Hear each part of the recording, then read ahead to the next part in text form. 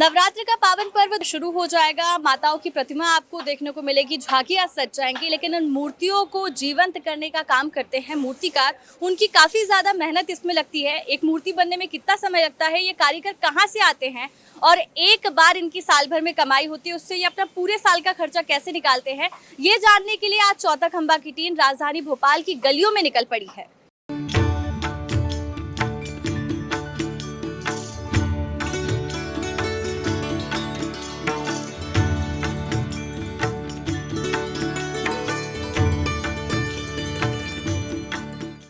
हम यहाँ उन मूर्तिकारों से बात कर रहे हैं जो इन प्रतिमाओं को आकार देते हैं। हमारे साथ यहाँ एक मूर्तिकार भी हैं जो आप देख सकते हैं कि प्रतिमा यहाँ पर उसे सजा रहे हैं, उसे जीवित करते हैं। ये उसमें इतनी जान देते हैं कि लगता है कि जैसे ये माता की प्रतिमा बोल पड़ेंगी। आपका नाम जान सकते हैं? मेरा नाम सौदेव विश्वास। और कहाँ से आए हैं आप? कलकत्ता से। कलकत्ता से। यहाँ रहते हैं कि आए हैं? यह आए हैं 4 महीने के लिए। 4 महीने के लिए। हाँ। और एक दिन में कितनी मूर्ति बन पाती है, मतलब एक मूर्ति कितने दिन में बन पाती है? उस हिसाब से तो बांधते नहीं, बांधते हम लोग ज्यादा बनाते, वो हिसाब नहीं रहते। एक दिन में एक मूर्ति बनाना मुश्किल है। एक मूर्ति बनाने में कितना समय लगता है? 2-3 दिन लगता है, 2-3 दिन। एक ही मूर्ति का? हाँ। और आपने अभी तक कितनी मूर्ति बनाई होगी? इधर तो 100 मूर्ति है दुर्गा जी का। अच्छा, 100 मूर्तियां बन रही है। ये जो आप बना रहे हैं प्रतिमा, ये कितने में बिक्री होगी इसकी? कुछ आपको अंदाजा? वो तो मेरे को अंदाजा नहीं है, सेठ को पता होगा। अच्छा, तो आप साल भर में एक बार कमाई करते हैं, तो उससे आपका पूरा साल चल जाता है एक बार की कमाई से? जाता है ऐसे तैसे करके, ऐसे तैसे किसी तरह गुजारा होता है। तो ये काम आपको पसंद है? कब से कर रहे हैं आप? मेरा हो गया 12 साल हो गया। 12 साल से कर रहे हैं। कलकत्ता से हूँ मैं। कलकत्ता से हैं और यहाँ पर कितने सालों से रह रहे हैं? मेरे को यहाँ हो गया 9 साल। कितने लोगों की टीम है आपके साथ? 16 आदमी है। 16 आदमी। एक मूर्ति बनाने में कितना समय लगता है? एक मूर्ति बनाने में, एंटीक से एंटीक मूर्ति बनाने में कम से कम 10 से 12 दिन लग जाता है। और आप लोग इस बार कितनी मूर्तियां बना रहे हैं? 100 मूर्ति बनाए हैं। 100 मूर्ति। और सबसे महंगी वाली मूर्ति की क्या कीमत है? 90,000। 90,000। और जब ये आप लोग लाते हैं, साल में एक बार बिक्री होती होगी आप लोगों की, तो कैसे पूरा साल भर का खर्चा निकलता है? लोन लेके काम करते हैं मैम। लोन लेकर काम करते हैं। जब हम प्रतिमाएं देखते हैं और ये देखते हैं कि उनमें कितनी ज्यादा जान है, ऐसा लगता है जैसे माताएं बोल पड़ेंगी। इन सबके पीछे होती है कारीगर की मेहनत। लेकिन ये मूर्तियां कैसे बनती है, कितना समय लगता है, इन सब के लिए हम जानकारी लेने आए हैं सरस्वती जी के पास। आपका बहुत बहुत स्वागत है चौथा खंबा में। आप बताइए, आप ये कितने सालों से ये काम देख रही हैं? ये तो फिलहाल तो मैं 4 इयर्स हो गए। उसके पहले हमारे हस्बैंड करते थे, है ना, तो हमारे कुल मिला के 35 इयर्स हो गए। 35 सालों से आप काम देख रहे हैं। कितने कारीगर हैं अभी इस वक्त यहाँ जो मूर्ति? ज्यादा नहीं है, 9 ही है, 9 जन है।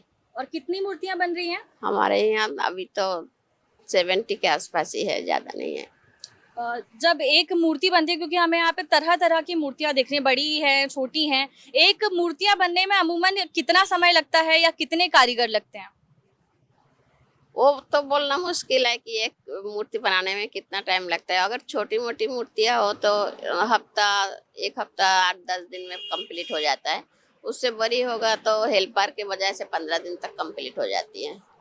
आप लोग कब से ये काम शुरू करते हैं? कि गणेश जी की प्रतिमा भी बनाते होंगे? हमारा काम तो मार्च से स्टार्ट हो जाता है। मार्च से लेके पूरा अक्टूबर तक चल जाता है। बीच में 2 महीना क्लोज रहता है ना, उसके बाद फिर स्टार्ट हो जाता है। 2 महीना इन लोग घर जाते हैं, फिर मई से स्टार्ट हो जाता है।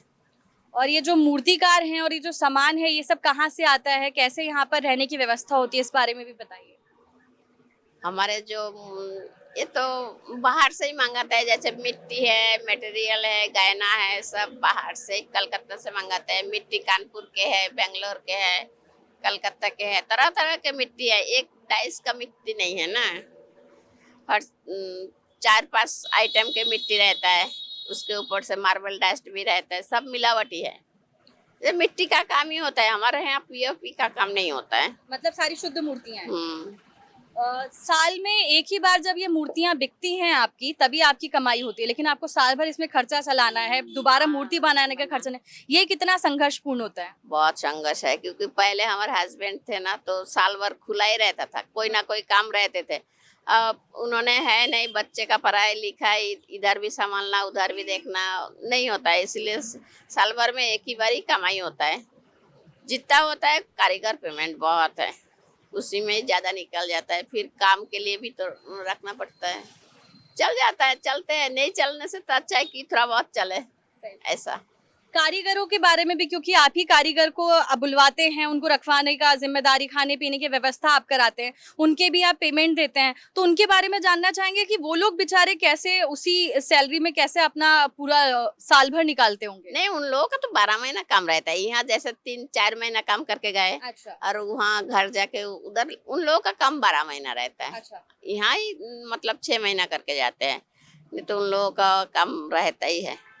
उन लोग बंद नहीं करता, काम चलता ही रहता है। कलकत्ता में हर एनी टाइम काम रहता है।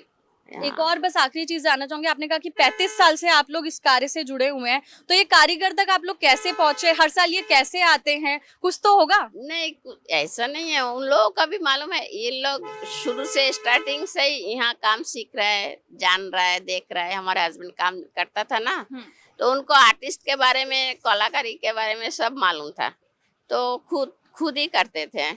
पहले वो BSL में थे, है ना।